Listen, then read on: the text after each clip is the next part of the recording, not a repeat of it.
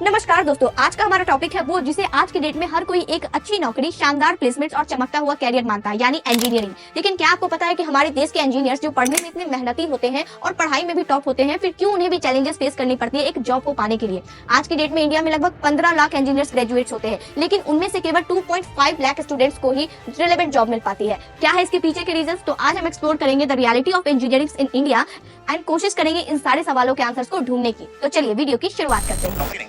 एक अध्ययन के मुताबिक आज भी देश के 50% यानी आधे इंजीनियरिंग कॉलेज अपने छात्रों को नौकरी देने में असफल है। आज भी देश में लाखों छात्र इंजीनियरिंग कर रहे हैं, लेकिन इंजीनियर बनने का सपना अब धूमिल पड़ने लगा है। ऐसी बहुत सारी रिसर्च हुई है जहां पे ये निकल के आया है कि 50 से 60% जो इंजीनियरिंग कॉलेज से इंजीनियर निकलते हैं दे आर अनएम्प्लॉयबल, मतलब उनकी स्किल नहीं होती कि उनको एम्प्लॉय किया जा सके।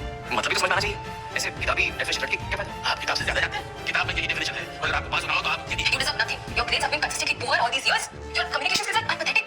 I mean, मैं कोई किया क्या इंजीनियरिंग के 4 साल इस बार में इश्तिहार देखिए, वोटिंग देख के 100% सिलेक्शन गारंटी। हम नहीं बोलते 100% सिलेक्शन गारंटी, ये देख के तुम चले आते हो ना, कोई गारंटी नहीं है। आईआईटी में सीट्स कितनी हैं? मात्र 5273। अगर सिर्फ 90% वाले बच्चे भी आईआईटी का एग्जाम दें तो भी 99% बच्चों का नहीं हो पाएगा। इंटरनेट को सीखने के लिए लगे पड़े हैं, कोडिंग सीखने, 3 लैंग्वेज सीख रहे हैं, अलग-अलग इंग्लिश छोड़ के। लेकिन जब प्लेसमेंट्स की बात आई तो सबको एप्टीट्यूड चाहिए, पर्सनालिटी चाहिए, इंग्लिश स्पीकिंग चाहिए। It is not that we can not speak English sir, we are just very conscious of our diction and our pronunciation and we are not confident to speak in front of anyone else. If the curriculum was a little bit diverse, if the engineering colleges in our country focused on our all round development instead of functioning like a goddamn factory that is just mass producing robots by killing their dreams and handing out degrees, I would not be sitting here in this pointless HR interview the likes of which exist only in our country. Bharat में engineering का सफर काफी interesting है। इसकी शुरुआत British राज्य के दौर में हुई थी। लगभग 1847 में रुड़की में Thomson College of Civil Engineering को एस्टेब्लिश किया गया। ये कॉलेज प्राइमरीली सिविल इंजीनियरिंग के लिए था और रेलवे प्रोजेक्ट्स के लिए इंजीनियर्स को ट्रेनिंग दी जाती थी। इसी दौरान ब्रिटिशर्स को अपने इंफ्रास्ट्रक्चर प्रोजेक्ट्स के लिए स्किल्ड प्रोफेशनल्स की जरूरत थी, जिसके कारण इंजीनियरिंग एजुकेशन का कॉन्सेप्ट लाया गया। एंड देन इंडिपेंडेंस के बाद भारत में इंजीनियरिंग एजुकेशन को और भी तेजी से बढ़ाया गया, जिसमें 1951 में आईआईटी खड़गपुर ने अपने दरवाजे खोले, जिसके बाद ही आईआईटी को और भी कैंपसेस में एक्सपेंड किया गया। ये आईआईटी एक्सेलेंस में एक बेंचमार्क बने, जिसके कारण आज की डेट में IIT top engineering college institute में शामिल है। लेकिन साथ में कई सारे प्राइवेट इंजीनियरिंग कॉलेज भी खोले गए। AICTE यानी the all India council for technical education के अकॉर्डिंग आज की डेट में इंडिया में टोटल 5860 इंस्टीट्यूट्स हैं, एंड जिसमें एमटेक, बीटेक और पीएचडी जैसे कोर्सेज शामिल हैं। इंडिया में लगभग 20 लाख स्टूडेंट्स दोनों गवर्नमेंट एंड प्राइवेट कॉलेजेस में एडमिशन के लिए एनरोल करते हैं, और ये डाटा करेंटली 2020 से 2023 के सेशन का है। अब हम बात करें इंजीनियरिंग ग्रेजुएट्स की संख्याओं की, तो द टाइम्स ऑफ इंडिया की एक रिपोर्ट ने बताया कि अकॉर्डिंग टू इंडस्ट्री एस्टीमेट आज की डेट में इंडिया में लगभग 15 लाख इंजीनियर्स ग्रेजुएट्स होते हैं, जिनमें केवल 2.5 लाख स्टूडेंट्स को एक रिलेवेंट जॉब मिल पाती है, जिनमें हर स्टूडेंट अपने अपने अलग अलग ब्रांचेस से अपने इंजीनियरिंग कोर्स को कंप्लीट करते हैं, जिनमें electrical, mechanical, computer science, civil और भी कई तरह के कोर्सेज शामिल होते हैं। अब हम बात करें जॉब अपॉर्चुनिटीज की, तो हर साल इंडिया में इतनी जॉब अवेलेबल नहीं होती है जितनी की ग्रेजुएट्स की संख्या है। अब ये कई सारे फैक्टर्स पे डिपेंड करती है, जिसमें सबसे पहले हमें एक फैक्टर को समझना जरूरी है, जो की है AICTE यानी the all India council for technical education. ये भारत में टेक्निकल एजुकेशन के इंस्टीट्यूट को प्रमोट और रेगुलेट करती है, जिसके जरिए ये इंश्योर होता है कि जितने भी इंस्टीट्यूट हैं वो सेट स्टैंडर्ड और गाइडलाइंस को फॉलो करें और स्टूडेंट्स को अपडेटेड नॉलेज, स्किल्स और overall quality of technical knowledge से इंप्रूव किया जा सके। इसके अलावा AICTE अपने फंक्शंस में curriculum development, research, promotions, industry interactions और इनोवेशन को शामिल करता है, जिसकी वजह से टेक्निकल फील्ड में high quality of education develop किया जा सके।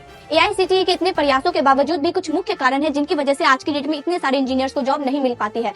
बात करें इंडिया के टॉप कॉलेजेस की, तो इंडिया में कई सारे टॉप कॉलेजेस हैं, जैसे कि IITs, NITs, BITs, Pilani, DTU, triple IITs, VIT, JNTU, MIT, कई सारे टॉप कॉलेजेस हैं इंडिया में। लेकिन इन सारे कॉलेजेस में एडमिशन लेना कितना टफ है ये आप सभी को पता होगा, क्योंकि इन सारे कॉलेजेस के लिए कंपटीशन काफी ज्यादा हाई होती है। अब हम बात करें कि क्यों इतने सारे ग्रेजुएट्स को जॉब नहीं मिल पाती है, तो इसमें पहला कारण एजुकेशन सिस्टम का आता है, क्योंकि इंडिया में बहुत सारे इंजीनियरिंग कोर्सेज ऐसे हैं जिसमें थ्योरेटिकल नॉलेज पर ज्यादा और प्रैक्टिकल एप्लीकेशन पर कम फोकस किया जाता है। क्योंकि आपने देखा होगा कि कैंपस में केवल आपके असाइनमेंट्स देखे जाते हैं और आपके मार्क्स चेक किए जाते हैं, लेकिन जैसे ही आप कॉर्पोरेट वर्ल्ड में एंटर करते हो पूरा गेम ही बदल जाता है, क्योंकि इंडस्ट्री में काम करने के लिए आपको प्रैक्टिकल स्किल्स चाहिए, और अगर ये एजुकेशन सिस्टम में नहीं दिया जाता है तो आगे चलकर ग्रेजुएट्स को जॉब में स्ट्रगल करनी पड़ती है। कभी कभी तो इंजीनियरिंग करिकुलम ही आउटडेटेड हो जाता है, जो कि इंडस्ट्री के लेटेस्ट डिमांड को पूरा नहीं करता है, जिसकी वजह से कई सारे ग्रेजुएट्स को इंडस्ट्री के लेटेस्ट टेक्नोलॉजी और ट्रेंड्स के साथ आउटडेटेड रहने में दिक्कत आती है। कई सारे कॉलेजेस में तो इंडस्ट्री के साथ इंटरेक्शंस ही कम होते हैं, जिससे स्टूडेंट्स को कंपनीज के साथ इंटरेक्शंस, इंडस्ट्रियल विजिट और गेस्ट लेक्चर्स का मौका नहीं मिल पाता है, जिसकी वजह से वो एक्चुअल वर्क एनवायरनमेंट का एक्सपीरियंस नहीं कर पाते हैं। और ज्यादातर स्टूडेंट्स को केवल अच्छे मार्क्स और ग्रेड्स अचीव करने की फिक्र होती है, जिसकी वजह से वो एक्चुअल लर्निंग और प्रैक्टिकल स्किल्स पर ध्यान नहीं दे पाते हैं। फास्ट चेंजिंग टेक्नोलॉजीज के रैपिड डेवलपमेंट होने के बावजूद भी आज की डेट में कई सारे कोर्सेज में ट्रेडिशनल सब्जेक्ट पर ज्यादा फोकस किया जाता है, जिसकी वजह से स्टूडेंट्स को करंट ट्रेंड्स के साथ होने में दिक्कत होती है। दूसरे रीजन की बात करें तो वो हो जाती है स्किल गैप। स्किल गैप का मतलब है कि कुछ प्रोफेशनल्स को उनके फील्ड के लेटेस्ट एडवांसमेंट और स्किल रिक्वायर्ड का पता ही नहीं होता है, और ये गैप उनके और उनके इंडस्ट्री के रिक्वायरमेंट के बीच में क्रिएट होती है। अगर कोई एम्प्लॉय अपने स्किल्स को रेगुलर बेसिस पे अपडेटेड नहीं करता है तो उसके करियर ग्रोथ में रुकावट आ सकती है। इसे आप एक एग्जांपल से समझ सकते हो, जैसे कि इंडस्ट्री 4.0 जो कि स्मार्ट मैन्युफैक्चरिंग, आर्टिफिशियल इंटेलिजेंस यानी एआई और ऑटोमेशन को इंक्लूड करता है, जो कि काफी सारे इंडस्ट्री में इंटीग्रेट किया जा रहा है। और अगर किसी के पास इन टेक्नोलॉजीज में एक्सपर्टीज नहीं हुई तो उन्हें अपने करियर में स्ट्रगल करनी पड़ सकती है। इसके अलावा सॉफ्ट स्किल्स और कम्युनिकेशन स्किल्स का भी होना बहुत ज्यादा जरूरी है किसी भी जॉब में सक्सेसफुल होने के लिए। लेकिन कई सारे कॉलेजेस में इन सब पर काफी कम ध्यान दिया जाता है। आजकल टेक्नोलॉजीज में काफी तेजी से बदलाव हो रहा है, नए टूल सॉफ्टवेयर का इस्तेमाल किया जा रहा है और अब कंपनी चाहती है कि एम्प्लॉय ना सिर्फ टेक्निकल स्किल्स बल्कि सॉफ्ट स्किल्स में भी प्रोफिशिएंट हो। तीसरे रीजन की बात करें तो वो हो जाती है job market and placement. Government colleges specially top most like IITs, NITs अपने स्ट्रॉन्ग रेपुटेशन के कारण अच्छी प्लेसमेंट प्रोवाइड करती है और कंपनीज भी टॉप रैंक कॉलेजेस को ही प्रेफर करती हैं। इंडस्ट्रीज के साथ रेगुलर टाई अप और इंटरेक्शन से प्लेसमेंट अपॉर्चुनिटीज भी बढ़ती है। हर कॉलेजेस के अपने कैंपस प्लेसमेंट पॉलिसीज होती है और कुछ कॉलेजेस तो अपने स्टूडेंट्स को मल्टीपल जॉब ऑफर लाने में भी हेल्प करती है। प्लेसमेंट सिनेरियो प्राइवेट कॉलेज में कॉलेज टू कॉलेज वेरी करता है और कुछ प्राइवेट कॉलेजेस भी अच्छी प्लेसमेंट प्रोवाइड करती है, लेकिन ओवरऑल गवर्नमेंट कॉलेजेस का प्लेसमेंट रिकॉर्ड ज्यादा स्ट्रॉन्ग माना जाता है। इसके अलावा इंडस्ट्री डिमांड, इकोनॉमिक कंडीशन यानी इकोनॉमी में रिसेशन या स्लो डाउन आना, technological advancement, skill mismatch, campus placement policies, geographical locations, networking, industries interaction, ऐसे कई सारे फैक्टर्स पर एक प्लेसमेंट डिपेंड करती है। चौथे रीजन की बात करें तो वो कभी कभी पेरेंटल प्रेशर्स और यूथ देमसेल्व्स का भी होता है। अगर हम पेरेंटल प्रेशर की बात करें तो कई बार पेरेंट्स अपने बच्चों से एक ट्रेडिशनल पाथ ही एक्सपेक्ट करते हैं, जैसे कि इंजीनियर, डॉक्टर या सिविल सर्विसेज। इंजीनियरिंग को एक प्रेस्टिजियस फील्ड माना जाता है। पेरेंट्स और सोसाइटी का माइंडसेट होता है कि बच्चे इंजीनियरिंग के बाद हायर स्टडीज करेंगे, जैसे कि एमबीए, एमटेक, लेकिन हर किसी के लिए ये फिजिबल नहीं होता है, जिससे अननेसेसरी स्टूडेंट्स पर प्रेशर क्रिएट होता है। इसका मतलब ये नहीं है कि पेरेंट्स अपने बच्चों का बुरा चाहते हैं, बल्कि वो अपने बच्चे को फाइनेंशियली स्टेबल देखना चाहते हैं। लेकिन कुछ पेरेंट्स के पास प्रॉपर गाइडेंस और इन्फॉर्मेशन लिमिटेड होती है, जिसकी वजह से वो अपने बच्चों से ट्रेडिशनल पाथ ही एक्सपेक्ट करते हैं, उनके बच्चों का जेन्युइनली उनमें इंटरेस्ट हो या ना हो। लेकिन कई बार स्टूडेंट्स खुद भी जिम्मेदार होते हैं, क्योंकि स्टूडेंट्स के अपने डिसीजंस, एक्शंस भी एक इंपॉर्टेंट रोल प्ले करते हैं उनके कैरियर। स्टूडेंट्स का अपना एकेडमिक परफॉर्मेंस स्ट्रांग होना काफी ज्यादा जरूरी होता है। अगर किसी स्टूडेंट का एकेडमिक स्ट्रांग नहीं है तो उनका चांस कम हो सकता है किसी भी टॉप कॉलेजेस या कंपनीज में जॉब के लिए।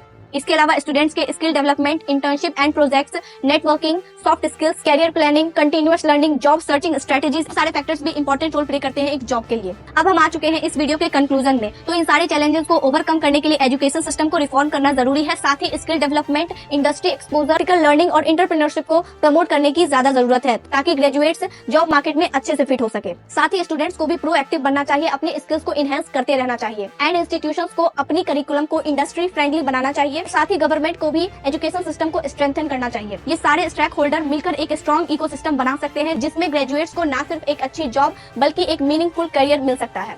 एक ऐसा सिस्टम जिसमें एजुकेशन और इंडस्ट्री सीमलेसली इंटीग्रेट हो, जिससे हर एक इंजीनियर काम में सफलता पा सके। नाउ ये तो हो गई इंजीनियर की अनएम्प्लॉयमेंट की कहानी, लेकिन अगर आप इंडिया के अनएम्प्लॉयमेंट के बारे में जानना चाहते हो तो आप हमारे इस वीडियो को चेकआउट कर सकते हो, जिसमें मैंने डिटेल वे में बात की है। एंड अगर आप इंजीनियरिंग के साथ साथ सरकारी नौकरी के बारे में जानना चाहते हो तो आप हमारे इस वीडियो को चेकआउट कर सकते हो, जिसमें मैंने डिटेल वे में बात की है। एंड आपसे वही मिलूंगी। धन्यवाद।